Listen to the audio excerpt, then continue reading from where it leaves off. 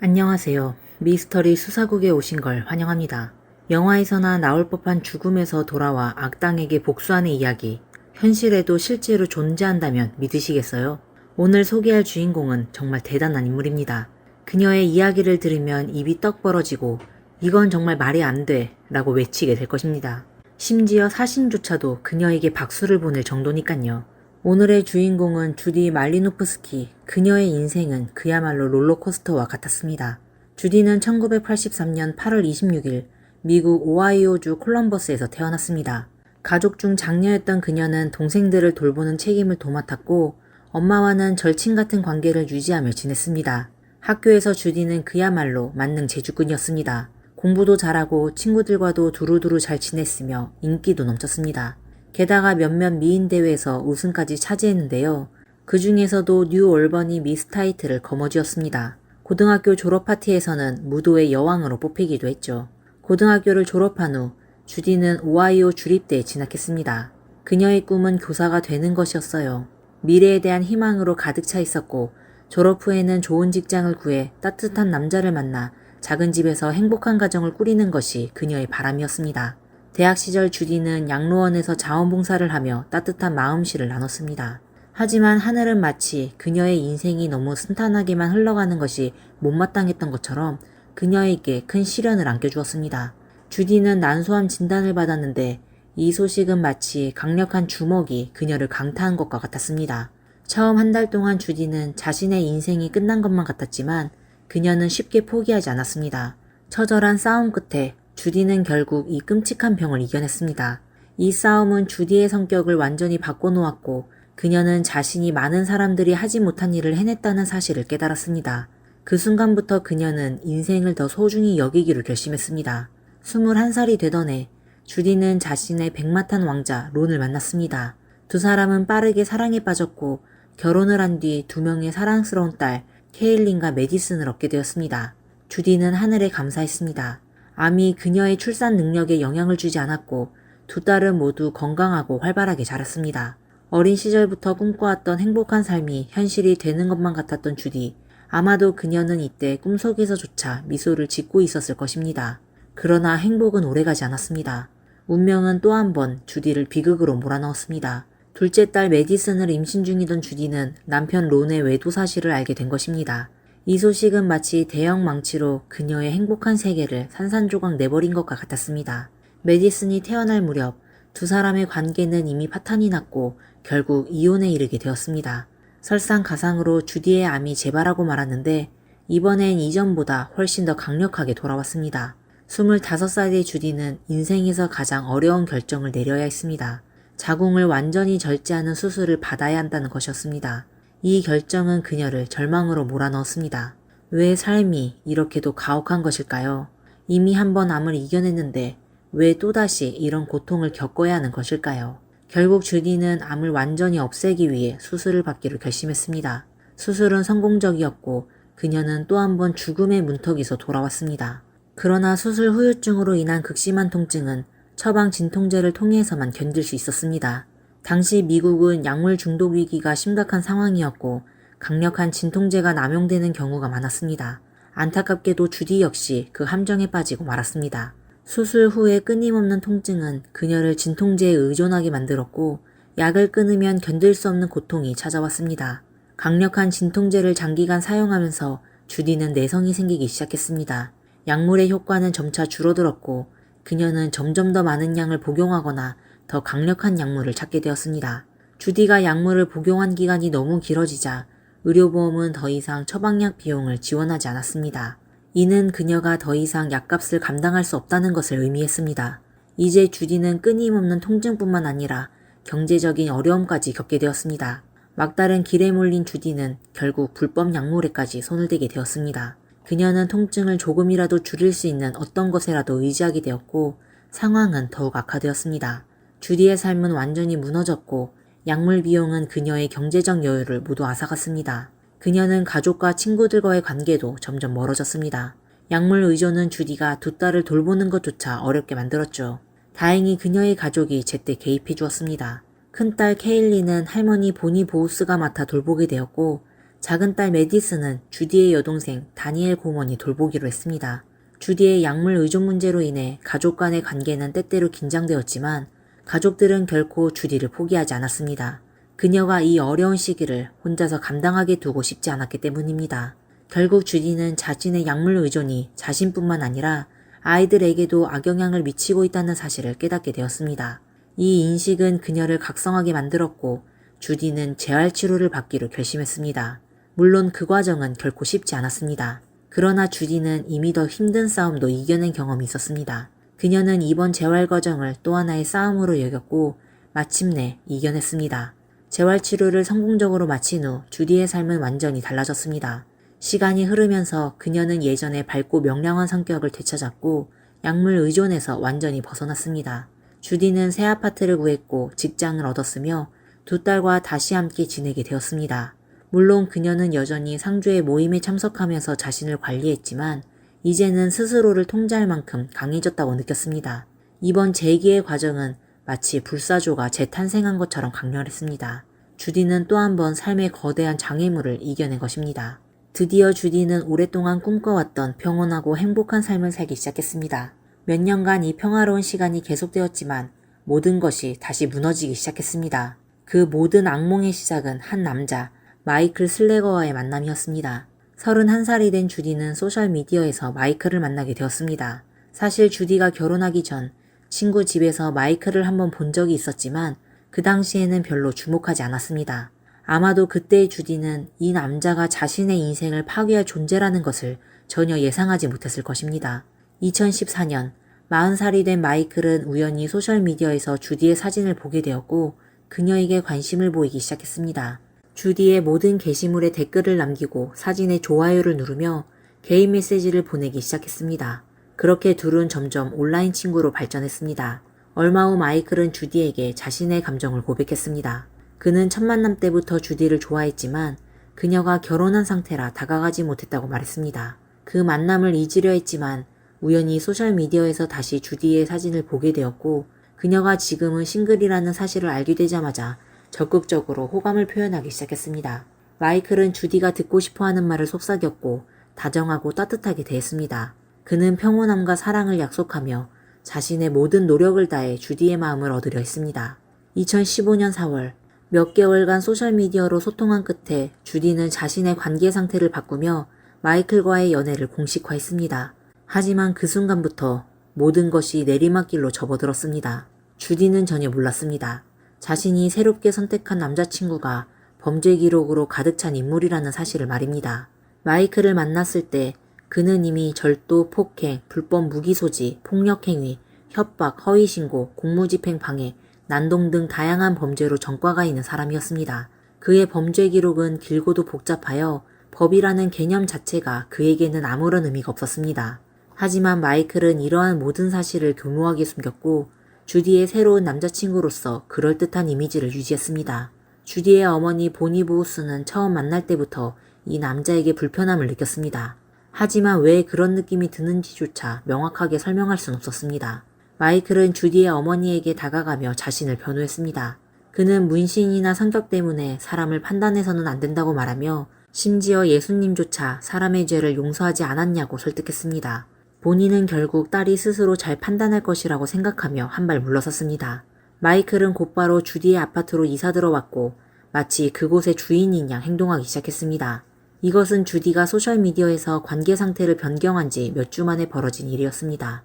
이제 마이클의 소유욕은 점점 더 노골적으로 드러나기 시작했습니다. 주디는 더 이상 자신의 삶을 통제할 수 없었습니다. 마이클의 허락 없이는 아파트를 나갈 수도 없었고 외출할 때도 반드시 마이클과 동행해야 했습니다. 마이클은 주디를 마치 자신의 소유물처럼 대했습니다. 그는 주디의 휴대폰에 추적 장치를 설치했고 그때부터 주디는 신체적 폭력과 모욕적인 언사에 시달리기 시작했습니다. 하지만 더욱 끔찍한 것은 마이클이 주디의 의지를 완전히 꺾어버리기 위해 저지른 일이었습니다. 마이클은 주디가 최근 몇 년간 약물 의존과 싸워왔다는 사실을 알게 되었습니다. 주디는 이미 거의 약물 중독을 이겨내고 있었지만 마이클은 그녀의 과거를 자신의 이익을 위해 악용하기를 결심했습니다. 마이클은 주디를 다시 나락으로 빠뜨리기 위해 불법 약물을 구입했습니다. 그는 주디에게 끊임없이 약물을 권유하며 그녀가 다시 약물에 의존하도록 유도했습니다. 마이클은 자신이 그 약물을 사용하지 않았고 약을 팔지도 않았습니다. 그는 단지 길거리에서 약을 구입해 주디에게 제공한 것뿐이었습니다. 마이클은 주디를 조종하기 위해 온갖 술수를 부렸습니다. 그는 그녀를 모욕하고 죄책감을 주며 주디가 자신에게 의존하게 만들었습니다. 결국 주디는 또다시 약물에 손을 대기 시작했고 그녀의 삶은 다시 한번 무너져 내렸습니다. 이 와중에 마이클은 또 다른 계략을 꾸몄습니다. 그는 주디와 그녀의 가족 사이를 이간질하기 시작한 것입니다. 마이클은 주디의 어머니 보니에게 전화를 걸어 이렇게 말했습니다. 주디가 또다시 약물에 손을 대기 시작했어요. 지금 그녀는 통제불능 상태예요. 하루하루 더 많은 약을 찾고 있고 돈을 전부 약물에 쏟아붓고 있어요. 제발 도와주세요. 보니는 마이클의 말에 완전히 속아 넘어갔습니다. 그녀는 마이클을 피해자로 여기며 오히려 딸을 문제아로 여겼습니다. 보니는 마이클이 자신의 딸을 돌봐주고 있다고 생각하고 심지어 생활비를 지원해달라는 마이클의 요청에도 돈을 건넸습니다. 그러나 마이클은 그 돈을 주디를 위한 음식이나 생활비에 쓰지 않았습니다. 그는 그 돈으로 주디에게 줄 약물을 사들였습니다. 어느 날 마이클은 보니에게 전화를 걸어 이렇게 말했습니다.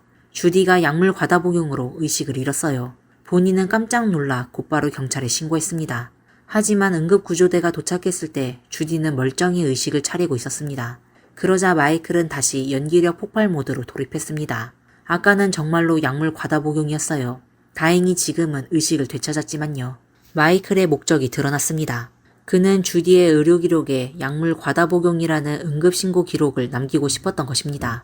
이를 통해 마이클은 주디를 약물 중독자로 낙인 찍고 자신이 벌이는 폭력을 정당화하려는 의도였습니다. 마이클은 주디를 마구 폭행하기 시작했습니다. 사소한 일에도 그녀를 때리고 그녀의 몸은 점점 멍과 상처로 뒤덮여 갔습니다. 어느 날 마이클은 주디의 목을 조르며 거의 죽을 뻔하게 만들었습니다. 그 사건 이후 주디는 더 이상 참을 수 없었고 용기를 내어 당국에 가정폭력을 신고했습니다. 하지만 마이클은 이미 치밀하게 상황을 조작해 놓은 상태였습니다. 경찰은 주디의 말을 믿지 않았습니다. 그들에게 주디는 단지 통제불능의 약물 중독자일 뿐이었습니다. 오히려 마이클은 주디를 도우려는 착한 남자로 인식되었고 주디의 신고는 거짓말로 치부되었습니다. 마이클의 교묘한 조작은 완벽했습니다. 그는 주디를 미친 여자로 몰아가며 신뢰를 무너뜨렸고 자신의 이미지 세탁에 성공했습니다. 이쯤 되면 마이클의 악랄함은 할리우드 범죄 영화의 악당 캐릭터와 다를 바가 없었습니다. 그동안 학대는 계속되었습니다. 주디는 마침내 부모에게 도움을 요청해 마이클을 아파트에서 내쫓으려고 했습니다. 그러나 보니의 모든 시도는 실패로 끝났습니다. 마이클은 아예 나갈 생각조차 하지 않았습니다. 이제 주디는 어쩔 수 없이 스스로 도망치기로 결심했습니다. 그녀는 어머니 집이나 친구 집에서 하룻밤을 보내거나 모텔방을 임대해 숨어 지냈습니다. 하지만 주디는 전혀 마이클과 맞설 힘이 없었습니다. 주디가 아파트를 탈출할 때마다 마이클은 경찰에 전화를 걸어 이렇게 말했습니다. 주디가 사라졌어요. 그녀가 어디 있는지 모르겠어요. 경찰은 즉시 주디를 찾아내어 아파트로 데려왔습니다. 이는 마치 기괴한 고양이와 쥐의 놀이 같았습니다. 여기서 경찰은 고양이, 쥐는 주디, 그리고 그 광경을 비웃으며 즐기는 마이클이 있었습니다.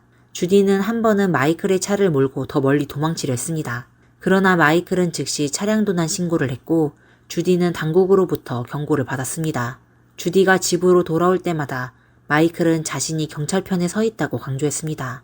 주디는 마이클의 협박에 속수무책이었습니다. 마이클은 주디에게 경고했습니다. 네가 나를 떠나려고 한다면 언젠가 내가 너의 그 장난질에 질려버릴 날이 올 거야. 그때 나는 너를 지옥으로 보내버릴 거야. 하지만 이런 협박에도 주디는 두려워하지 않았습니다. 그녀에게는 마이클과 함께 사는 삶이 죽음보다 더 끔찍했기 때문입니다. 주디는 포기하지 않았습니다. 그녀가 마지막으로 세운 절박한 계획은 재활센터에 입소하는 것이었습니다. 약물 중독에서 벗어나 새 출발을 하는 것, 그곳은 마이클이 접근할 수 없는 유일한 안전지대였습니다. 그러나 안타깝게도 주디는 그 재활센터에 도착조차 하지 못했습니다. 마이클은 최악의 계획을 실행에 옮기기로 결심했습니다. 그 결과 주디와 그녀의 가족의 인생은 영원히 바뀌고 말았습니다. 2015년 8월 2일, 두 사람이 교제한 지 4개월이 된 날이었습니다. 주디는 드디어 계획을 실행에 옮기기로 했습니다. 그녀는 재활센터에 입소해 약물 중독에서 벗어나고 새로운 인생을 시작하려 했습니다. 그녀의 두 딸은 할머니 보니와 함께 지내고 있었기 때문에 안전했습니다. 주디는 마이클에게 자신의 계획을 말했습니다. 어차피 마이클의 허락 없이는 아파트를 떠날 수도 없었기 때문이었습니다. 예상외로 마이클은 이번에는 순순히 동의했습니다. 그는 오히려 주디를 병원까지 데려다 주겠다고 제안했습니다. 두 사람은 오하이오주 콜럼버스 근처에 있는 파크사이드 재활센터로 향하기 위해 차를 탔습니다. 하지만 도중에 주디는 마이클에게 약간의 시간을 달라고 요청했습니다. 그녀는 딸들에게 마지막으로 인사할 시간이 필요하다고 했습니다. 마이클은 차를 돌려 주디의 어머니 집으로 가기로 했습니다. 가는 길에 두 사람은 한 주유소에 들렸고 주디는 마이클에게 음료수를 사겠다고 말했고 이때부터 둘 사이에 격렬한 언쟁이 시작되었습니다. 주디는 그동안 쌓였던 분노와 고통을 터뜨리듯이 소리쳤고 마이클 역시 분노를 폭발시켰습니다. 주디는 마이클과 잠시라도 떨어져 있기 위해 차에서 내렸고 주차장을 가로질러 걸어갔습니다. 마이클은 차에서 내리지 않고 그녀를 따라갔습니다. 이 모든 장면은 주유소의 CCTV에 고스란히 녹화되고 있었습니다. 마이클은 주디에게 다가가 차에 타라고 명령했습니다. 두 사람은 다시 격렬하게 언쟁을 벌였고 결국 상황이 극단으로 치달았습니다. 화가 난 주디는 들고 있던 소다를 마이클의 얼굴에 뿌렸습니다. 그 순간 마이클의 분노는 극에 달했습니다. 그는 차 트렁크에서 기름통을 꺼냈습니다. 주디는 혼란스러웠고 마이클이 다가와 자신에게 무언가를 쏟아붓는 것을 느꼈습니다. 그것은 휘발유였습니다. 마이클은 주디의 머리부터 발끝까지 휘발유를 흠뻑 적셨습니다. 주디는 휘발유가 눈, 코, 입, 귀로 스며들어 숨이 막히고 시야가 흐려지는 것을 느꼈습니다. 그녀는 방향을 잃고 비틀거리다가 아스팔트 바닥에 쓰러졌습니다. 주디는 간절히 마이클에게 멈추라고 애원했지만 마이클의 눈은 차갑게 얼어붙어 있었습니다. 마이클은 주디의 울부짖음에 아랑곳하지 않았습니다. 그는 차로 돌아가 천천히 트렁크에서 라이터를 꺼냈습니다. 그리고는 주디에게 다가가 그녀의 얼굴 앞에 라이터를 갖다 댔습니다. 주디는 울면서 애원했습니다. 제발 하지마. 내가 네가 원하는 대로 다 할게. 제발 멈춰줘. 그러나 마이클은 아무런 대답도 하지 않았습니다. 그는 라이터를 켰고 주디의 옷에 불을 붙였습니다. 휘발유에 흠뻑 젖어있던 주디의 몸은 순식간에 불길에 휩싸였습니다. 주디는 고통의 비명을 지르며 아스팔트 위를 뒹굴렀습니다. 그녀의 몸은 마치 거대한 화염덩어리가 된 듯했습니다. 이 모든 시간 동안 마이클은 그저 서서 자신의 작품을 감상하듯 무표정하게 지켜보고 있었습니다. 주차장에는 몇몇 사람들이 있었고 그들은 주디를 구하기 위해 달려왔습니다. 한 남자가 마이클에게 소리쳤습니다. 뭐 하는 거야? 당장 도와줘. 그제야 마이클은 마지못해 차로 돌아가 트렁크에서 소화기를 꺼냈습니다. 그는 천천히 주디의 몸에 불을 껐습니다. 주차장에 있던 사람들은 즉시 911에 전화를 걸어 한 남자가 여자친구에게 불을 지르는 것을 목격했다고 신고했습니다. 구급대와 경찰이 도착했을 때 믿기 어려운 일이 벌어졌습니다. 주디가 아직 살아있었던 것입니다. 그녀는 즉시 병원으로 이송되었고 경찰은 사건 조사를 시작했습니다. 마이클은 경찰에게 이것이 단순한 사고였다고 주장했습니다. 그는 주디가 주유를 하던 중 휘발유를 실수로 자신에게 쏟았고 그 후 주디가 주유소 뒤에서 담배를 피우다 담뱃불에 불이 붙었다고 진술했습니다. 주디의 가족은 오하이오 주립대학 병원에서 걸려온 전화를 받았습니다. 전화기 너머에서 들려온 말은 주디가 사고를 당해 생명이 위태롭다는 것이었습니다. 그러나 병원은 구체적으로 무슨 일이 있었는지 말해주지 않았습니다. 주디의 어머니 보니와 여동생 다니엘은 급히 병원으로 달려갔습니다.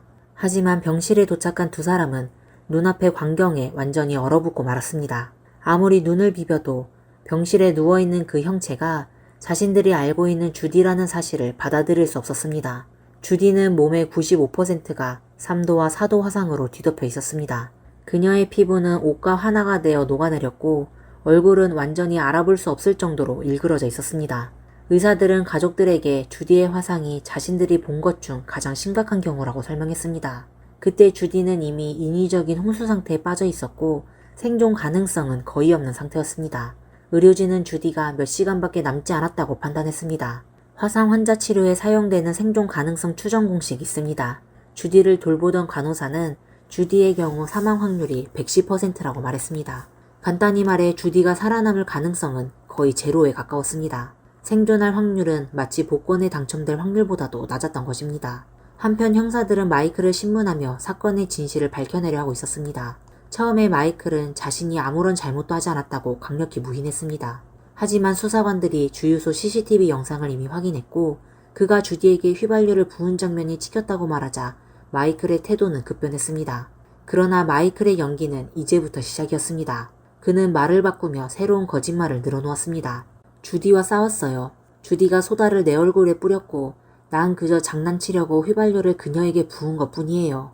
그리고 주디가 담배를 피우려고 해서 내가 라이터를 건넸는데 그때 실수로 불이 붙었어요. 형사들은 마이클의 말이 말도 안 된다는 것을 알고 있었습니다. 그러나 진짜 진실을 말해줄 수 있는 사람은 오직 주디뿐이었습니다. 문제는 주디가 지금 생사의 기로에 서 있다는 것이었습니다. 의사들은 큰 위험을 감수하고 주디를 인위적인 홍수 상태에서 깨웠습니다. 경찰은 그녀에게 직접 사건 경위를 물어보기로 결정한 것입니다.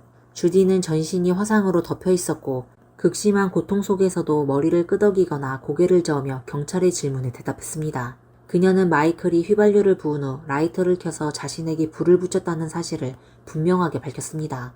이후 주디는 매일매일이 생과 사의 싸움이었습니다. 그녀는 하루에 2번씩 끔찍한 고통 속에서 붕대를 갈아야 했고 60회가 넘는 대수술을 받아야 했습니다. 몇 차례나 수술 도중 심정지가 올 정도로 위험한 순간이 있었지만 주디는 포기하지 않았습니다. 한편 마이클은 감옥에서 재판을 기다리고 있었습니다. 그는 여전히 자신이 무고하다고 주장하며 연극을 하고 있었습니다. 그의 속셈은 분명했습니다. 주디가 끝내 사망하면 자신에게 유리한 증언이 사라지기 때문이었습니다. 경찰들도 사실 주디의 사망을 기다리고 있었습니다. 만약 주디가 사망한다면 마이클에게는 단순 폭행이 아닌 1급 살인 혐의를 추가로 할 수 있었기 때문입니다. 하지만 주디는 그 모든 예상을 뒤엎고 살아남았습니다. 그녀는 심지어 법정에 나가 증언을 하기로 결심했습니다. 주디는 병상에서 법정으로 출석했고 온몸이 붕대로 감긴 채로 앉아 있었습니다. 그녀는 겨우겨우 힘을 짜내어 작은 목소리로 증언을 시작했습니다. 목소리는 약했지만 그녀의 의지는 강철처럼 단단했습니다. 주디는 자신이 겪은 모든 끔찍한 순간을 생생하게 증언했습니다. 그녀는 자신이 말하는 이 한마디 한마디가 마이클의 운명을 결정짓는 열쇠가 될 것이라는 사실을 알고 있었습니다. 긴 치료 끝에 주디는 드디어 용기를 내어 거울을 마주했습니다. 그 순간 그녀는 마음속으로 굳게 다짐했습니다.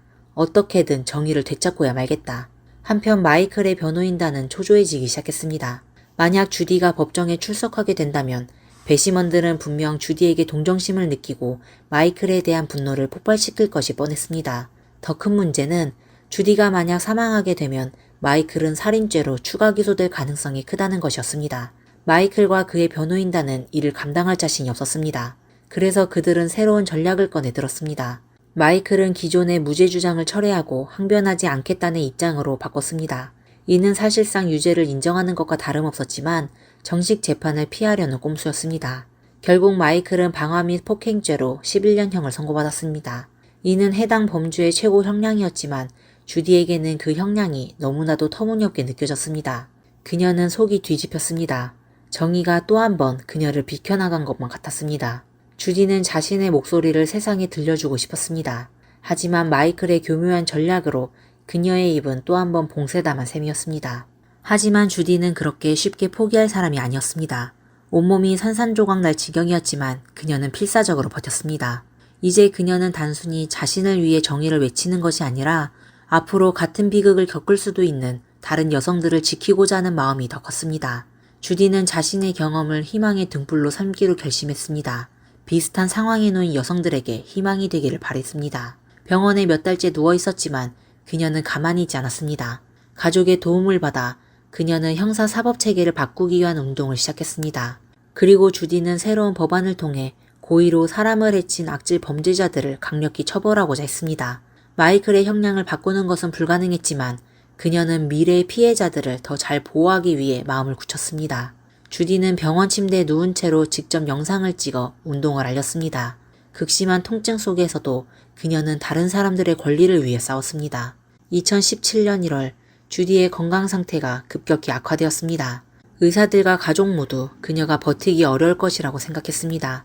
그녀는 이미 지칠 대로 지쳐 있었고 언제 숨을 거둬도 이상하지 않을 만큼 위태로워 보였습니다. 바로 이 시점에서야 검찰은 마침내 주디의 증언을 서둘러 녹화하지 않으면 훗날 마이클에게 살인 혐의를 적용할 수 없다는 사실을 깨달았습니다. 검사들은 주디에게 간곡히 부탁했습니다. 앞으로 있을지도 모를 살인죄 재판을 위해 증거 영상을 남겨달라고 말입니다. 이는 미국 사법 역사상 전례 없는 일이었습니다. 검찰은 주디의 이야기가 그녀가 세상을 떠난 후에도 힘을 발휘해 그녀의 인생을 파괴한 자를 반드시 처벌할 수 있도록 방안을 모색했습니다. 사실 그들조차 이 방식이 법적으로 받아들여질 수 있을지 확신이 없었습니다. 그러나 검찰은 미국 사법 시스템의 복잡한 절차들을 철저히 분석해 이 방식이 향후 법정에서 정당하게 인정받을 수 있도록 준비를 마쳤습니다. 미국에서 피해자가 자신의 살인사건에 증인으로 나선 전례가 한 번도 없었습니다. 주디의 상태는 날마다 나빠졌지만 증언 당시 정신이 또렷해야 했기에 진통제 사용을 대폭 줄여야만 했습니다. 그럼에도 불구하고 주디는 이를 받아들였습니다. 이것은 다시 한번 주디가 얼마나 위대한 전사였는지를 보여주는 증거였습니다. 그녀는 틀을 깨고 기적을 만들어내는 사람이었죠. 이 어려운 촬영을 준비하며 주디는 놀라운 결정을 내렸습니다. 마이클의 변호사들이 그녀의 정신 상태를 문제 삼지 못하도록 진통제 사용을 완전히 끄는 것입니다. 이후 몇 주 동안 그녀는 극심한 통증을 견디며 진통제 없이 살아가는 데 몸을 적용시켰습니다. 결국 주디는 해냈습니다. 그녀의 상태는 안정되었고 이제는 자신의 비극적인 이야기를 처음부터 끝까지 세상에 알릴 준비가 되어 있었습니다. 가장 끔찍했던 것은 마이클이 주디의 증언 당시 같은 공간에 있겠다고 요구한 일이었습니다. 그는 자신에게 제기된 혐의에 맞서 증언자를 직접 마주할 권리가 있다고 주장했습니다. 다행히도 판사는 이를 명백한 협박행위로 판단하고 마이클의 요구를 단호히 기각했습니다. 병원 의료진은 증언 내내 주디 곁을 지켰고 가족조차 방 안에 들어오는 것이 금지되었습니다. 주디는 병원 침대에 누운 채 화상통화를 통해 선서하고 증언을 시작했습니다. 검찰과 변호인 측 모두 그녀에게 질문을 던졌고 이 증언은 절차상 일반적인 법정 증언과 다르지 않았습니다. 단 한 가지 차이점이 있었다면 주디는 생사의 경계에 놓인 병상 위에서 자신이 세상을 떠난 뒤에야 비로소 정의가 실현될 수 있는 이야기를 하고 있다는 것이었습니다. 수없이 상처 입은 이 여인은 그날의 끔찍한 기억을 떠올렸습니다. 주유소에서 불길을 휩싸였을 때 그녀는 자신이 곧 죽을 것이라고 생각했고 예수께 자신의 죄를 용서해달라고 기도한 뒤 아이들을 잘 보살펴달라고 빌었습니다. 그러고는 의식을 잃었습니다. 병원에서 깨어난 뒤 주디는 불길 속에서의 고통이 어떤 느낌이었는지를 묘사했습니다. 그리고 이건 결코 사고가 아니라 마이클이라는 괴물이 고의로 저지른 짓이라는 것을 분명히 말했습니다. 마이클 측의 한 변호사가 교차신문에 나섰고 주디가 과거 약물 의존 문제가 있었다는 점을 상기시켰습니다.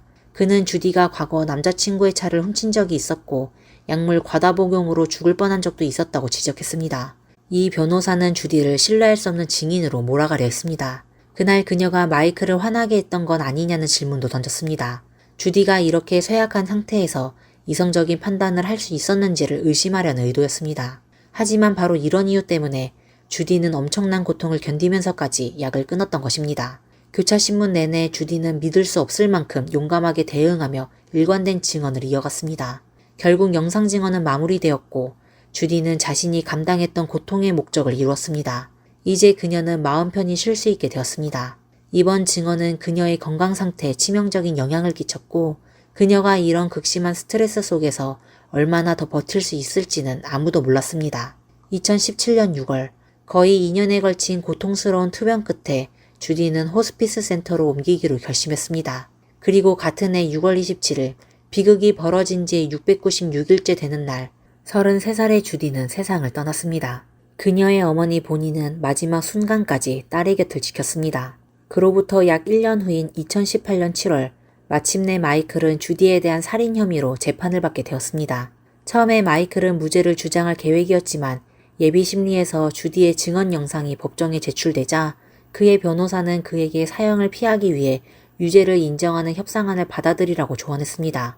결국 마이클은 유죄를 인정하고 무기징역을 선고받는 데 동의했습니다.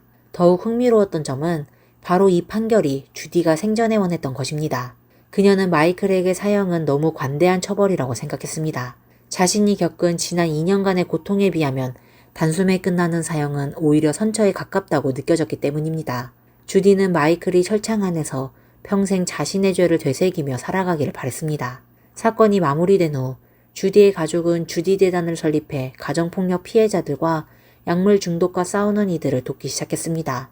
그리고 2017년 여름 오하이오 주에서는 주디 법안이라는 이름의 새로운 법이 통과되었습니다. 이 법안은 주디가 생전에 요구했던 모든 법적 개정을 담고 있었습니다.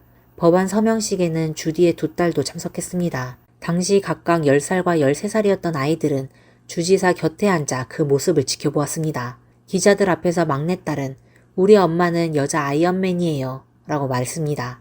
언니는 그래도 적어도 엄마의 고통이 헛되지는 않았어요 라고 덧붙였습니다. 주디 법안은 그녀가 세상을 떠난 다음 날 주 상원에서 만장일치로 통과되었습니다. 주디는 정말 놀랍고 존경스러운 사람이었습니다. 그녀는 스스로 지옥 같은 삶에서 기어나왔을 뿐만 아니라 다른 피해자들에게도 희망의 불을 밝혀주었습니다. 이 아이언 우먼은 자기의 삶 전체를 바쳐 포기하지 않음이 무엇인지 몸소 보여주었습니다. 그럼 여기서 질문을 하나 던져보겠습니다. 만약 주디가 처음부터 마이클의 진짜 모습을 꿰뚫어 봤다면 이런 비극을 막을 수 있었을까요? 오늘의 사건, 그리고 주디의 삶에 대해 여러분들은 어떻게 생각하시나요? 아래 댓글창에 여러분의 의견을 남겨주세요. 그리고 저희 채널 구독, 좋아요, 공유도 잊지 말아주세요. 오늘의 사건은 여기까지입니다. 항상 자신을 잘 돌보시고 여러분을 위험에 빠뜨릴 수 있는 사람이나 상황에서는 최대한 멀어지세요. 그럼 다음 시간에 다시 찾아뵙겠습니다. 감사합니다. 얼마나 비참한 광경이었기에 수십 년 경력의 법의학자도 슬픔의 눈물을 참지 못하게 됐을까요? 또 얼마나 충격적인 범죄 현장이기에 법원에서 현장 사진을 본 배심원들이 기절할까봐 의사를 대기시켰을까요? 안녕하세요. 미스터리 수사국입니다. 오늘은 레이시 플래처에게 일어난 가슴 아픈 이야기를 소개해드리겠습니다. 레이시 플래처는 1985년 11월 25일 미국 루이지애나주에서 태어났습니다. 10살 때부터 아버지 클레이, 어머니 슬라와 함께 인구가 900여 명밖에 안 되는 슬러거로 이사하며 아늑하고 행복한 생활을 해왔습니다. 주위 사람들은 레이시가 예의 바르고 교양이 있고 또 부유한 가정 환경에서 자란 소녀로 알고 있었습니다. 어릴 때 레이시는 지역 교회 학교를 다녔는데요. 학우들의 기억 속에 레이시는 마음씨가 착하며 학교 배구팀의 주력 멤버로 운동도 좋아했습니다. 레이시는 또 새로 전학 온 친구들에게 적극적으로 다가가 말을 걸어주며 그들이 새로운 환경에 적응할 수 있도록 도와줬습니다. 보통 레이시처럼 가정 환경이 좋고 성격도 좋은 아이라면 앞으로의 인생이 눈에 띌 정도로 성공하진 않더라도 결코 괜찮은 삶을 살 수 있었습니다. 하지만 레이시가 13살이 됐을 때쯤 친구들은 그녀가 어딘가 이상하다는 걸 느끼게 됐습니다. 또래 여자아이들이 사춘기가 되자 이성관계에 눈을 뜨게 되었는데 레이시는 여전히 어린아이와 같았습니다. 레이시는 친구들과 점점 멀어지는 걸 눈치챘는지 점점 더 침묵하게 됐습니다. 그리고 사람들과 소통하는 것도 힘들어 했는데요. 얼마 안 돼 레이시는 다시는 학교에 가지 않았습니다. 그 당시 레이시는 겨우 8학년의 과정을 마쳤습니다.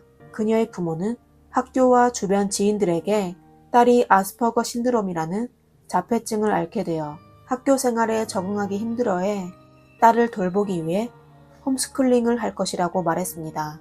그로부터 레이시는 공공장소에 거의 나타나지 않았습니다. 결국 레이시는 가끔 정신과 의사를 방문하는 것 외에 외출을 하지 않았으며 집에 있기만 했습니다. 사실 기존 의료 기록에 따르면 레이시가 마지막으로 의사를 찾아간 시간은 2001년 16세 때였습니다. 당시 그녀의 정신과 신체 상태가 어땠는지는 알 수 없지만 어쨌든 그 이후로 레이시는 의사를 찾아가지도 않았고 집 밖으로 나가는 일도 드물었습니다. 2006년 6월 어느 날 근처에 사는 한 여성이 집으로 돌아오던 중 아주 마른 여성이 천천히 길을 걸으며 손에는 작은 아령을 들고 있는 것을 보게 됐습니다. 신체 회복 운동을 하는 것 같았는데요. 평소에 근처에서 본 적이 없는 얼굴이었기 때문에 몇 번 더 쳐다보게 됐습니다. 그러다 재활운동을 하는 여자가 본인의 아들과 같은 반이었던 레이시라는 걸 알아보고 깜짝 놀랐습니다. 그 당시 레이시는 21살인 것으로 추정되었지만 극도로 마른 몸매와 오랜 시간 동안 햇빛을 보지 않아 창백한 안색 때문에 마치 10대처럼 보였습니다. 이게 레이시가 마지막으로 사람들에게 보여준 모습이었습니다. 그 후로부터 그녀는 세상에서 완전히 사라진 것만 같았죠. 2017년 프렌처 가족과 사이가 좋은 이웃이 쉴라와 수다를 떨다가 갑자기 그녀에게 레이시라는 딸이 있는 것 같은데 오래도록 못 봤다며 지금 결혼해서 외지에 살고 있는 게 맞냐고 물었습니다. 생각밖에도 쉴라는 그녀의 말을 듣고 딸이 아무데도 가지 않았고 현재 집에서 같이 살고 있다고 말했습니다. 이웃이 놀란 표정을 짓게 되자 쉴라는 바로 말을 돌렸습니다. 이웃은 말하기 어려운 사연이 있다고 생각해 별로 심각하게 여기지 않았습니다. 그로부터 5년이란 세월이 또 흘렀는데요. 한 건의 빅뉴스가 마을을 심지어 미국을 들썩이게 했습니다. 2022년 1월 3일 레이 씨의 어머니 쉴라는 911에 전화하여 36세 딸이 병으로 집에서 숨지게 됐다고 신고하였습니다. 구조대원들이 그녀의 집에 도착했을 때 주택의 겉모습과 깔끔하게 다듬어진 잔디밭을 보고 주택 안에도 깔끔하게 정리되어 있을 거라고 생각했습니다. 그러다 그들은 집주인인 클레이와 실라가 문 밖에서 구조대원들을 맞이하고 있는 것을 보게 되었습니다. 구조대원은 현장으로 들어가기 전 규칙대로 우선 부부에게 어떤 일이 있었는지 물었습니다. 부부의 말에 따르면 그들이 2022년 1월 1일에 집을 떠나 이틀간의 휴가를 마치고 집으로 돌아왔는데 딸이 숨져 있었다고 했습니다. 그들의 말을 들은 구급대원은 곧바로 문을 열고 집 안으로 들어가 상황을 살폈습니다. 구조대원들은 운이 좋으면 레이 씨가 살아있을 수도 있겠다고 생각했지만 문을 여는 순간 바로 생각을 바꿨습니다. 방 안에는 온통 고약한 냄새가 났는데요. 입과 코를 바로 가렸는데도 악취가 모공을 통해 몸으로 들어오는 것만 같았습니다. 그냥 섬뜩하고 토할 것 같은 기분이었죠. 일반 사람들이라면 본능적으로 바로 주택을 뛰어나왔겠지만 구조대원들은 직업정신으로 방 안으로 들어갔습니다. 그들은 1층 거실에 있는 아주 낡은 소파에서 숨진 지 오래된 레이 씨를 발견하였습니다. 사실 소파에 앉아있다는 것보다 레이 씨가 소파에 붙어있다고 하는 게 더 적절해 보였습니다. 그녀는 너무 오래도록 소파에 앉아있어 소파 위에 가죽과 아래 스펀지가 심하게 파손되었으며 심지어 구멍까지 나 있었습니다. 레이 씨의 앙상한 몸이 그대로 그 구멍에 빠져 소파에 녹여진 것만 같았습니다. 레이 씨가 발견됐을 때 그녀는 낡은 티셔츠 한 벌을 입고 있었는데요. 몸을 거의 가릴 수 없을 정도의 옷이었습니다.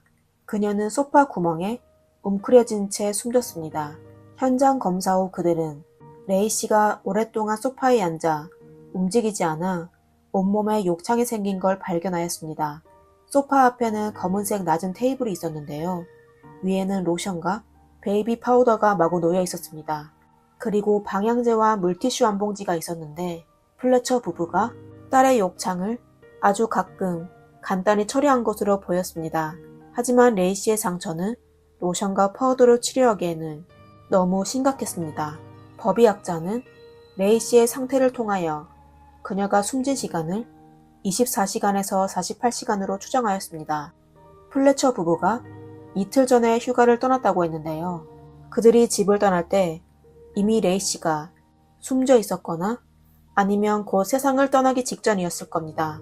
부모가 얼마나 부주의했으면 딸이 위독한 상황에 빠진 걸 무시하고 즐겁게 휴가를 떠날 수 있었을까요? 레이 씨는 인근 병원에 부검실로 옮겨졌습니다.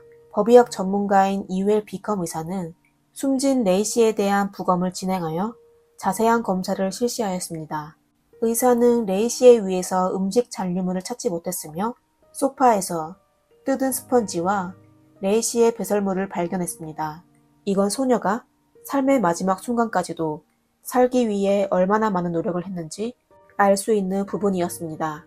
그녀가 겪었을 일들을 상상하게 된 이웰 비컴 의사는 눈물이 고이기 시작했습니다. 법의학 검사 결과 레이 씨의 몸에는 온통 모기에게 물린 흔적이 있었으며 모기의 독소가 그녀의 몸 깊숙이 침입한 것으로 확인됐습니다. 또 만성 영양실조와 급성 기아 상태로 레이 씨는 결국 세상을 떠나게 된 것이었습니다. 그 당시 레이 씨의 엉덩이와 허벅지 근육이 거의 사라졌었는데요. 이건 레이 씨가 적어도 12년 동안 그 소파에서 꼼짝도 하지 않고 고통스럽게 앉아 있었던 걸 알 수 있었습니다. 부모란 사람이 아픈 자식에게 얼마나 무심했으면 이 지경까지 만들었을까요?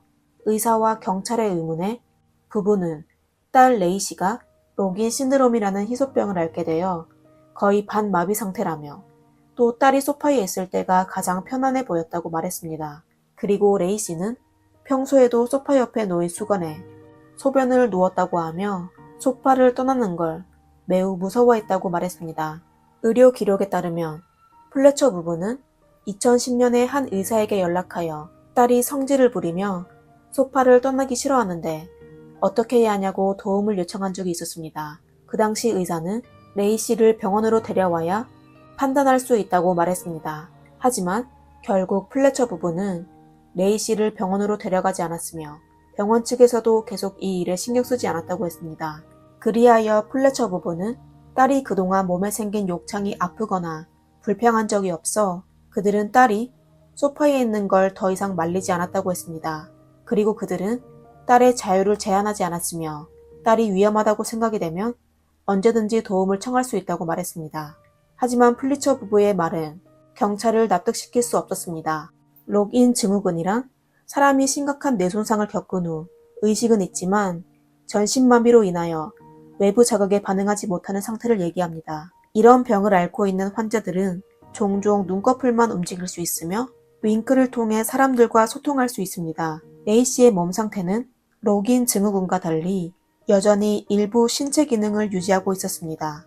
그녀는 록인 증후군의 환자가 아닐 가능성이 높았습니다. 레이 씨의 신체 일부가 마비된 것은 그녀의 부모가 오랫동안 딸에게 무관심으로 일관하여 영양실조와 근육 위축이 생긴 것으로 추측됐습니다. 게다가 온몸의 욕창은 결국 그녀가 자유롭게 행동하는 것과 도움 요청을 할 수 없게 했습니다. 그리고 법의학자는 레이 씨가 자폐증으로 인해 외부의 자신의 느낌을 표현하기 어려울 수 있지만 정상적인 감각 능력을 유지하고 있어 본인이 겪은 극심한 고통은 여전히 느낄 수 있었을 것이라고 추측했습니다. 그녀는 무정한 부모를 직면하며 소파에 앉아 인생이 끝날 때까지 매일매일 고통을 견뎌야 했었죠. 레이 씨의 상황에 따라 법의학자는 분노를 참으며 레이 씨의 숨진 이유란에 타인의 상해로 인함이라고 적었습니다. 2022년 4월 2일 플래처 부부가 체포되며 레이 씨 사건도 언론 보도를 통해 많은 사람들에게 알려졌습니다. 뉴스를 본 현지인들은 아주 의아해했습니다. 레이 씨의 부모가 현지에서 매우 존경받는 사람이었기 때문이었죠. 그들은 번듯한 직장의 높은 수입에 또 모든 사람들 앞에서 열정적이고 털털한 모습을 보였으며 옷차림도 아주 반듯했습니다. 그것뿐만 아니라 그들은 주말마다 교회에서 예배를 하고 종교 행사에 적극적으로 참석하는 독실한 신자였습니다. 많은 사람들의 롤모델로 선량한 마음으로 하나님을 마주하던 그들이 본인의 집에서 그 정도로 잔인한 일을 저질렀다는 건 상상하기도 어려웠습니다. 이후 한 달 동안 현지에서 배심원단을 구성하여 플래처 부부에 대해 어떤 혐의로 기소해야 할지를 재결하기 시작했습니다. 플래처 부부의 변호인은 레이 씨가 비참하게 숨진 건 불행한 사고일 뿐 플래처 부부는 기껏해야 과실로 딸을 숨지게 한 것이라고 주장하였습니다. 하지만 검찰은 슐라가 현지 정보기관에서 근무하며 현지 법 집행기관과 의료 시스템에서 중요한 역할을 담당하고 있으며 인맥도 아주 많았다고 지적했습니다. 이 말은 슐라가 원한다면 딸에게 가장 적합한 치료를 해줄 수 있었다는 것입니다. 그리고 레이 씨의 아버지는 지역 비영리 자선단체에서 매니저로 일하며 역시 아는 사람이 많았습니다. 다시 얘기하자면 그들이 레이 씨를 직접 돌볼 수 없더라도 딸을 돌볼 수 있는 사람을 찾을 수 있거나 요양기관에 보낼 재력이 충분히 있었다는 뜻입니다. 하지만 그들은 가장 잔인한 방법으로 딸을 낡은 소파에 방치하여 그녀가 자신의 배설물에 앉아 절망과 고통 속에서 세상을 떠나게 했습니다. 법정에서 법의학자 닥터 에웰 비캠은 사건 당시 플래처의 집을 방문하여 증거를 수집할 때 여주인 슐라가 눈물을 억지로 흘리는 척했으며 레이 씨의 아버지 클레이는 아주 냉담한 모습을 보였다고 증언하였습니다. 그리고 판사는 사건 현장 사진을 배심원에게 보여줬는데요. 사진에 너무 자극적인 장면이 담겨 있어 법원은 구급대원을 현장에 대기시켜 만일의 사태를 대비하였습니다. 사진을 본 배심원은 충격에 빠져 눈물을 흘렸습니다. 그리고 일부 배심원은 고개를 숙인 채 두 번 다시 사진을 볼 수 없었으며 어떤 사람은 떨리는 목소리로 진짜냐고 물은 뒤 침묵에 빠졌습니다. 또 어떤 사람은 시간이 멈춘 것만 같았다고 했습니다. 사진 속 장면이 너무 자극적이어서 경찰은 지금까지도 사진을 외부에 노출하지 않았습니다. 여러분이 레이시 플래처라는 검색어로 네이버에 찾아보시면 그녀가 누워있던 소파 사진을 볼 수 있을 겁니다. 그 사진 한 장으로도 레이 씨가 느꼈을 공포와 불편함을 여러분도 느낄 수 있을 겁니다. 또 배심원들이 법정에서 숨진 레이 씨가 담긴 사진을 봤을 때 받은 충격이 얼마나 컸었는지도 짐작할 수 있을 겁니다. 2022년 5월 2일 배심원단은 플래처 부부를 2급 상해 혐의로 기소하기를 판결하였습니다. 플래처 부부는 다음 날 각각 30만 달러, 하나로 약 4억 원을 지불하여 보석으로 풀려났습니다. 이들에 대한 재판은 2023년으로 예정되어 있지만 정확한 날짜는 아직 정해지지 않았습니다. 플래처 부부는 가석방한 뒤 변호인을 통해 딸 레이 씨를 사랑하고 딸을 잃게 되어 아주 슬프다고 하며 기소된 혐의를 인정하지 못한다고 발표하였습니다. 사람들은 부부가 레이 씨가 아픈 걸 처음 알게 됐을 땐 분명 딸을 세심하게 돌봤을 거라고 추측하였습니다. 그러다 세월이 흘러 좋아질 기미가 보이지 않자 부부는 점점 딸에게 애정이 식어 방치했을 거라고 추측했습니다. 그리고 그 당시에도 부부는 건강했고 괜찮은 직장과 많은 수입을 받았으며 레이 씨를 돌봐줄 사람을 고용하거나 전문 기관으로 보낼 능력이 있었습니다. 하지만 냉담하고 악랄한 플래처 부부는 경제적 능력이 있었음에도 지극히 이기적으로 딸을 방치했습니다. 정신과 신체적 고통에 시달리는 딸을 끝까지 무시했습니다. 심지어 레이 씨가 위독한 상황이었을 때도 그들은 즐겁게 휴가를 떠났습니다. 부부는 딸에게 용서받지 못할 죄를 저질렀으며 마땅한 처벌을 받아야 합니다. 오늘의 영상은 여기까지입니다. 여러분은 플래처 부부가 어떤 처벌을 받아야 한다고 생각하시나요? 댓글로 남겨주세요. 재미있게 보셨다면 좋아요와 구독 부탁드리겠습니다. 여기는 미스터리 수사국입니다. 다음 영상에서 뵙겠습니다. 감사합니다. 밀폐된 호텔 객실에서 숨진 남자를 발견하게 됐습니다. 모든 증거는 남자가 질병으로 인해 세상을 떠난 것으로 나왔지만 호텔 벽에 있는 작은 구멍이 사건의 진실을 밝히게 되었습니다. 경찰이 오랫동안 찾고 있는 범인은 바로 곁에 있었는데요. 우연한 사건이라는 걸 확인하게 됐습니다. 도대체 무슨 일이 있었을까요? 안녕하세요. 미스터리 수사국입니다. 오늘은 미국에서 발생한 기이한 밀실 형사사건을 소개해드리겠습니다. 2010년 9월 16일 수지 플래니켄은 보몬트에서 출장 중인 남편 그레그 플래니켄에게 전화를 걸었습니다. 부부는 사이가 아주 좋았는데요.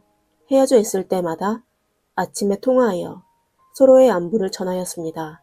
하지만 그날 아침 그레그는 이상하게 아내의 전화를 받지 않았습니다. 수지는 걱정이 되어 남편의 동료에게 전화했는데요. 남편이 출근을 하지 않은 걸 알게 됐습니다. 그녀는 남편의 동료에게 그레그가 투숙하고 있는 호텔에 348호 객실로 좀 가봐달라고 부탁하였습니다. 호텔 지배인이 여유키로 348호 객실 문을 열자 그가 숨진 채 바닥에 누워있는 걸 보게 됐습니다. 그레그는 1954년 12월 26일에 미국 루이지애나주에서 태어났습니다. 그는 젊은 시절 원양어선의 엔지니어로 일해왔는데 한번 출항하면 1, 2년 동안은 육지로 돌아오지 못했고 그만큼 사람과의 교류도 아주 적었습니다. 그는 나중에 육지에서 형 마이클 플래네켄과 같이 텍사스주의 버몬트에서 유전 채굴 사업을 시작하였습니다. 업무 관계로 인해 그레그는 매주 5일을 버몬트에서 보내야 되어 그는 현지의 한 호텔에 348호 객실에서 상주하였습니다. 매주 월요일 아침마다 그는 루이지애나주의 라파이예트시에서 버몬트까지 차로 이동하였습니다. 두 도시는 운전해서 2시간 정도의 시간이 소요됐습니다. 그는 버몬트에서 5일을 보낸 후 다시 루이지애나주로 돌아가 가족들과 모였습니다. 버몬트에서 그레그는 매일 저녁 퇴근하여 호텔로 돌아가 에어컨의 온도를 가장 낮게 틀고 침대에 깨끗하고 큰 타월을 깔아 넣었습니다. 그리고 위에 잿더리, 담배, 라이터, 휴대전화, TV 리모컨, 그리고 사탕을 두었습니다. 그는 침대에 앉아 담배를 피우고 사탕을 먹으며 TV 프로그램을 시청하였습니다.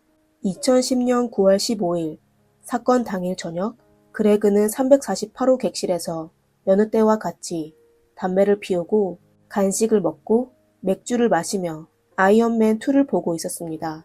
그레그는 성격이 온화하여 가족에게는 좋은 남편, 좋은 아빠였고 회사에서는 좋은 동료였습니다. 그럼 그는 도대체 왜 참변을 당하게 됐을까요?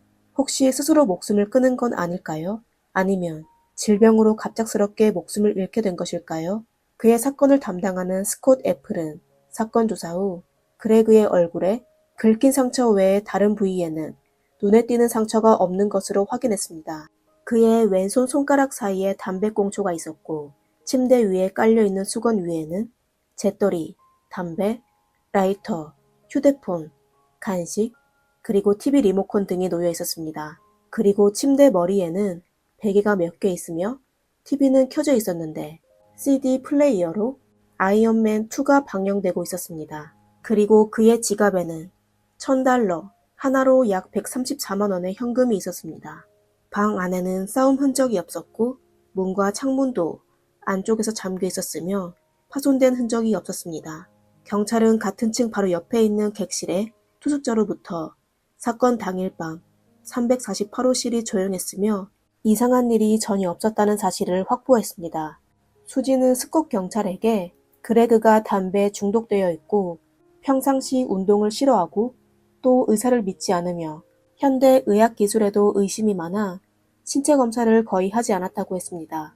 경찰은 현장에 밀폐된 공간을 고려하여 또 그레그의 평소 생활 습관과 신념을 바탕으로 일종의 질병으로 숨진 것으로 추측하였습니다. 수지도 경찰의 추측에 동의하여 숨진 그레그를 부검실로 보내 법의학 검사를 진행하게 했습니다. 규칙대로라면 만약 부검 검사에 다른 치명적인 부상과 피해 흔적이 없다면 사건을 바로 종결할 수 있습니다.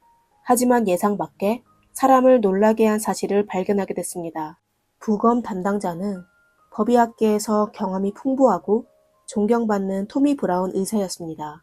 그는 그레그의 몸에 두 곳의 외상이 있는 걸 발견하였습니다. 한 곳은 왼쪽 얼굴에 1인치 정도가 되는 긁힌 자국이었는데 그레그가 넘어질 때 얼굴과 카펫이 부딪혀서 발생한 상처 같았습니다. 또 한 곳의 상처는 그레그의 하체에 0.5인치가 되는 상처가 있었는데 상처 주위는 부풀어 올라 있고 소량의 액체가 고여 있으며 서해부와 오른쪽 엉덩이까지 퍼져 있어 아주 이상하였습니다. 그리고 복부를 부검했는데요. 그레그의 몸 내부에 심각한 손상이 있는 걸 발견하게 됐습니다. 그의 위와 간에는 선명한 상처가 있고 심장 우심방에는 구멍이 있었으며 갈비뼈도 2개 부러진 것으로 밝혀졌습니다. 토니는 내부 장기의 상태에 따라 그레그가 흉부에 심한 타격을 받아 숨지게 됐다고 추측하였습니다. 그레그의 상처는 단단한 물체에 치여 생긴 것이라는 뜻이었죠. 그럼 그를 다치게 한 사람은 누구였을까요? 사건은 교착 상태에 빠졌습니다. 아무리 봐도 그레그는 타인의 구타로 숨지게 된 것 같지 않았습니다. 현장에도 사건 발생 당시 객실에 그레그 혼자만 있다는 걸 알 수 있습니다. 그의 옷차림은 단정하여 다툰 흔적은 전혀 없었고 방안 배치도 그의 아내와 동료들이 얘기한 결벽증에 대한 묘사와 일치하였습니다. 옆 객실의 손님도 시끄러운 소리나 다투는 소리를 듣지 못했다고 했습니다.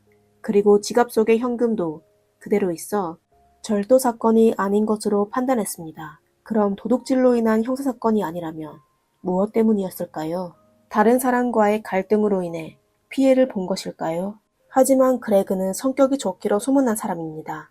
앞서 말씀드린 것과 같이 그는 담배와 TV 시청하는 것 외에 다른 취미가 없었습니다. 그리고 그레그는 술집 가는 것보다 혼자서 술 마시는 걸 좋아하여 다른 사람과도 원한이 없었죠. 또 아내 수지는 20대의 그레그와 사랑에 빠져 결혼까지 하였습니다. 두 사람은 한동안 별거한 적이 있었지만 그건 15년 전의 일이었습니다. 그 후로 부부 사이는 아주 안정적이어서 부부 갈등도 전혀 없었습니다. 또한 남편 밑으로 생명보험을 든 이력도 없어 보험 사기 가능성도 배제하였습니다. 하지만 그레그가 혼자 방에서 스스로 자신을 고타하여 숨지게 했다기에는 믿기가 어려웠습니다. 스콧은 할 수 없이 호텔 기록을 다시 검토하여 범인이 남긴 흔적이 없는지 다시 확인하기 시작했습니다. 그리고 바로 하나의 단서를 발견하게 됐죠. 호텔 측의 회상으로 사건 당일 한 사람이 그레그의 객실로 들어간 사실을 확보했습니다. 사건 당일 저녁 8시쯤 그레그가 객실에서 전자레인지로 팝콘을 가열하자 정전이 발생하였습니다. 그로 인해 옆방 객실 349호와 아래층 248호실도 같이 정전되었습니다. 그레그는 프런트로 전화하여 사람을 불러 수리해달라고 요청하였습니다. 약 30분 후 수리가 끝나 정상적으로 전기를 사용할 수 있었습니다. 바로 그 정비공이 그레그가 마지막으로 만난 사람이었습니다. 경찰은 정비공 라이언에게 신문을 진행하였습니다. 그는 본인이 객실의 회로 문제를 해결하고 바로 떠났으며 별 특별한 곳이 없었다고 했습니다. 처음 경찰은 라이언을 용의자로 지목하였습니다. 그레그 하체의 상처가 수리 도구로 인해 생겼을 가능성이 컸기 때문입니다. 하지만 경찰 조사 후 라이언과 그레그가 전혀 모르는 사이라는 걸 알게 됐습니다. 그리고 정황상 라이언이 수리 직후 돌아간 게 확실했고 그레그를 해칠 동기나 가능성도 없었습니다. 그러다 경찰은 옆방 349호실에는 근처에서 일하는 2명의 전기기사 랜스 뮬러와 팀 스타인매츠가 거주하고 있다는 걸 알게 됐습니다. 그 호텔에는 한 회사의 많은 전기기사가 거주하고 있었습니다. 만약 그들이 모임을 하고 있을 때 갑자기 정전되어 홧김에 그레그를 찾으러 간 게 아니었을까요? 그리고 그레그가 문을 열었을 때 전기기사들이 그를 349호 객실로 끌고 가 구타를 하고 다시 348호 객실로 데려가 방치한 건 아닐까요? 그렇다면 348객실이 왜 그렇게 깨끗한지 해석할 수 있었습니다. 경찰은 349객실을 수사하고 투숙자에 대해 조사하기 시작했습니다. 그들의 진술에 따르면 사건 당일 랜스와 팀은 다른 한 명의 전기기사 트랜스와 객실 안에서 술을 마시며 수다를 떨었습니다. 술이 없어지자 그들은 빌딩 아래층에 있는 바로 가 계속 술을 마셨습니다. 그러다 저녁 12시쯤 다시 객실로 돌아왔습니다. 그 당시 그들은 그레그의 방에서 기침하는 소리를 들은 적이 있다고 하여 사건은 다시 교착 상태에 빠지게 됐습니다. 사건 발생 3개월 후 그레그의 가족은 하나로 약 6,600만 원이 되는 현상금을 걸어 유력한 단서를 요청하였습니다. 하지만 그들은 사건의 유용한 단서를 얻지 못해 할 수 없이 그레그의 형 마이클은 FBI에서 근무하고 있는 친구에게 도움 요청을 하였습니다. 그 친구는 켄 브레넌이라는 탐정을 마이클에게 소개해 주었습니다. 브레넌은 롱 아일랜드에서 경찰을 했었으며 미국 마약 단속국에서 일한 적도 있었습니다. 그는 은퇴 후 살기 좋은 플로리다에 거주하며 탐정 일을 해왔습니다. 브레넌은 이미 60세가 넘었지만 체력이 좋고 활력이 넘쳤습니다. 그는 탐정 일을 하며 많은 사건을 해결하여 현지에서 꽤 유명하였습니다. 2011년 4월 브레넌은 루이지애나로 가 수지를 방문하였습니다. 브레넌은 수지에게 사건 현장에서 이상한 점이 있었는지 물었습니다. 수지는 고민 끝에 남편이 더위를 굉장히 두려워하여 평상시 에어컨 온도를 아주 낮게 틀었는데 그의 동료가 남편의 객실로 찾아갔을 때 방 안 에어컨은 꺼져 있었고 심지어 방 안이 더워 꽤 답답하게 느껴졌다 라고 말한 적이 있다고 전하였습니다. 브레넌은 또 스콧 경찰에게 방문하여 두 사람은 다시 사건 현장으로 갔습니다. 호텔 348 객실에 도착한 후 스콧은 브레넌에게 사건 당일 현장에서 찍은 사진을 보여주며 본인이 몇 개월간 조사한 상황들도 그에게 얘기하였습니다. 브레넌은 스콧의 설명을 듣고 바로 수지에게 전화하여 그레그가 왼손잡이인지 물었습니다. 하지만 수지는 오른손잡이라고 대답하였습니다.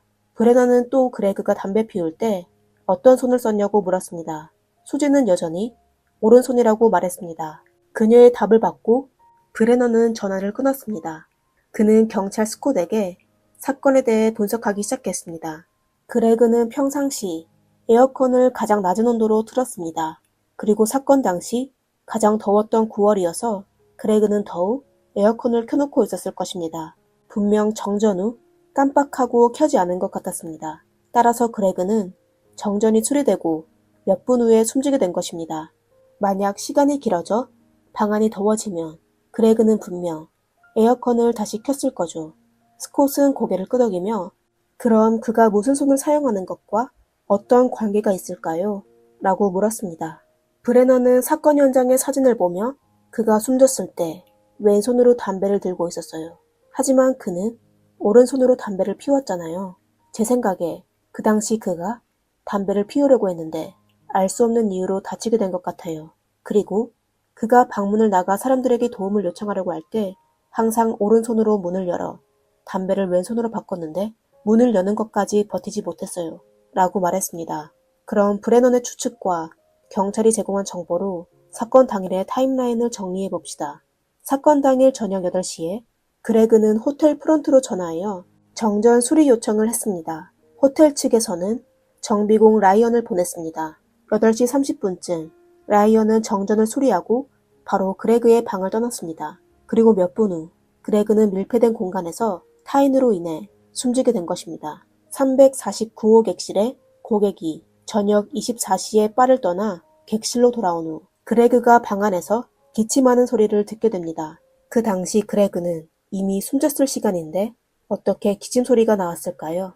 이건 그레그의 방 안에 다른 사람이 있거나 아니면 349호 방에 손님 3명이 거짓말을 하는 것입니다. 브레넌은 349호 객실에 있던 3명의 정기기사에게 신문하여 새로운 단서를 찾기로 하였습니다.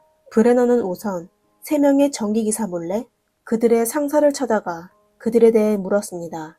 상사는 브레넌에게 사건 발생 후 3명의 정기기사가 사격도구에 대해 토론하는 걸 본 적이 있다고 말했습니다. 그의 말을 들은 브레넌과 스콧은 다시 348호 객실로 가 자세히 수사하기로 하였습니다.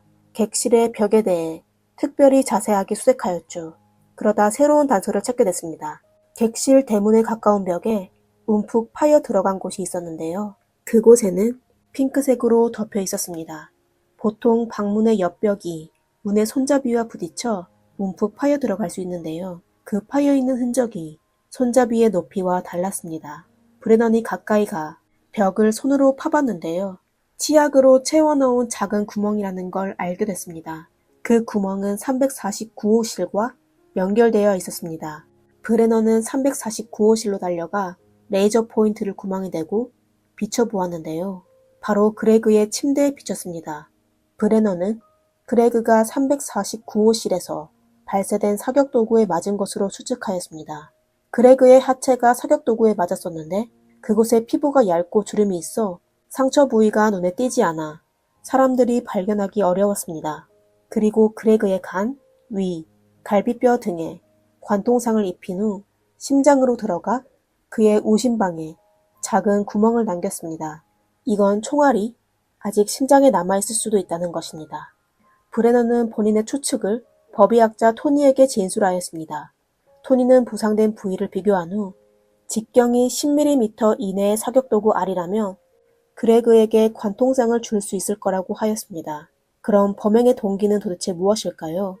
CCTV 영상에 따르면 349호 객실에 투숙자와 그레그는 평상시 거의 접촉하지 않았습니다. 그저 주차장에서 만나게 되면 인사를 나누는 정도일 뿐이었습니다. 그럼 경찰이 처음 사건을 조사할 때 추측한 것처럼 세 사람이 정전으로 인해 그레그에 대해 불만이 있었던 걸까요? 브레넌과 스콧 경찰은 세 사람에 대해 각자 따로 신문하기로 하였습니다. 2011년 6월 1일 스콧과 브레넌은 팀의 고향 위스콘신으로 가 팀을 경찰서로 불러 신문하였습니다. 처음 팀은 전에 경찰에 진술한 내용을 토대로 다시 얘기하였습니다. 신문이 끝난 후 스콧은 그에게 본인의 진술을 다시 확인하고 잘못된 부분이 있으면 수정하고 없으면 서명해 주세요 라고 하였습니다. 그러다 팀이 사인하려고 할 때 스콧은 또 잠깐만요. 전에는 아무런 문제가 없었지만 만약 본인이 이 진술서에 서명하고 거짓 증언을 했다는 게 밝혀지게 되면 형사처벌을 받아야 할 겁니다. 라고 말하였습니다. 그의 말에 팀은 깜짝 놀라게 됐습니다. 그러다 브레넌은 나는 당신이 친구를 보호하고 싶다는 걸 알고 있어요. 하지만 거짓 증언을 하게 되면 본인과 본인의 가족에게도 영향이 갈 텐데 그럴 가치가 있을까요? 라고 말하였습니다. 팀은 경찰이 충분한 증거를 확보한 줄 알고 실제로 사건 당일에 발생한 걸 얘기하였습니다. 2010년 9월 15일 팀과 다른 2명의 동료는 일을 마친 후 349호 객실로 돌아갔습니다. 그들은 방 안에 있는 술을 다 마신 후 랜스가 차에 있는 위스키 한 병을 가지러 가겠다고 했습니다. 그러다 그가 돌아왔을 때 9mm의 사격 도구도 같이 가져왔습니다. 랜스는 사격 도구를 들고 놀다가 예상치 못한 사고를 쳤습니다. 사격 도구가 발사되었습니다. 방 안에 있는 사람을 다치게 하지 않았지만 호텔의 벽에 구멍을 남겼습니다. 랜스는 깜짝 놀라 정신이 멀쩡해져 바로 사격 도구를 다시 차 안으로 가져갔습니다. 세 사람은 또 벽에 귀를 대어 옆방 348호에 동선을 들었지만 아무 소리도 듣지 못했습니다. 방심한 그들은 바에 가서 술을 계속 마셨습니다. 그리고 자정에 다시 349호 객실로 돌아와 옆집 기침 소리를 듣곤 별일 없는 줄 알고 마음 편히 잘 수 있었습니다. 그러다 다음날 일어나 보니 348객실 문 앞에 여러 경찰이 서 있는 걸 보게 됐습니다. 그제서야 어젯밤에 옆집 사람이 사격도구에 맞았을 가능성이 있다는 걸 알게 되어 치약으로 그 구멍을 막았습니다. 팀이 진술한 내용은 브레넌이 추측한 것과 거의 유사하였습니다. 그냥 그레그가 사건 당일에 브레넌이 추측한 숨진 시간보다 더 오래 버텼을 것입니다. 브레넌은 분노에 잠겨 그에게 왜 벽을 뚫게 됐는데도 옆방으로 가서 직접 다친 사람이 있는지 없는지 확인하지 않았냐고 물었습니다. 팀은 무서워서 감히 확인하지 못했다고 했습니다. 브레넌은 또 팀에게 왜 이튿날 경찰이 현장에서 조사할 때 사실대로 얘기하지 않았냐고 물었습니다. 그러자 팀은 랜스가 그 당시 변호사를 찾아갔었는데 변호사가 법의학 검사 결과가 나온 후 어떻게 해야 하는지를 결정하자고 했다고 했습니다. 그리고 얼마 안 돼 그들은 그레그가 가슴에 심한 타격으로 인해 숨지게 됐다는 소식을 듣게 됐습니다. 그래서 그들은 그레그가 숨지게 된 게 사격도구의 오발과 무관하다고 생각하여 경찰에게 자백하지 않았다고 했습니다. 그리고 다른 두 사람도 결국 팀의 진술을 인정하였습니다. 랜스는 본인이 사격도구를 가져갔었다는 걸 인정하였습니다. 텍사스는 주민이 사격도구를 소유하는 걸 허락하는 곳이라 오발로 발생한 사례가 많아 형기가 비교적 가벼웠습니다. 랜스는 아마 이에 따라 중죄를 받지 않을 것입니다. 법정에서 브레너는 화를 내며 판사에게 이건 사고가 아닙니다. 우선 랜스가 호텔 안으로 가져가면 안 될 사격도구를 객실로 가져갔고 술에 취한 상태에서 위험한 사격도구를 가지고 놀다가 오발이 되었습니다. 또 사건 발생하고 그는 바로 옆에 있는 객실로 별일이 있는지 없는지 확인하지도 않았습니다. 그는 자신의 잘못을 알고 있었지만 도피를 선택하였습니다. 이건 고의 상해입니다. 라고 말하였습니다. 최종 심판 결과 랜스는 과실로 사람을 숨지게 하여 유기징역 10년을 선고받았습니다. 오늘의 사건은 여기까지입니다. 이 사건은 신기한 게 모든 것이 우연으로 발생한 것입니다. 랜스가 오발로 우연히 348호 객실에 침대를 맞췄고 그 당시 그레그가 우연히 사격도구에 맞은 침대에 누워 TV를 시청하고 있었고 우연히 그의 하체가 맞게 되었고 또 상처가 너무 작아 법의학자도 이게 관통상인 걸 확인하지 못했습니다. 다행히도 탐정과 경찰의 끊임없는 노력으로 마침내 진실이 밝혀지게 됐습니다. 그럼 여러분은 이 우연히 발생하게 된 사건에 대해 어떻게 생각하시나요? 댓글로 남겨주세요. 미스터리 수사곡입니다. 감사합니다.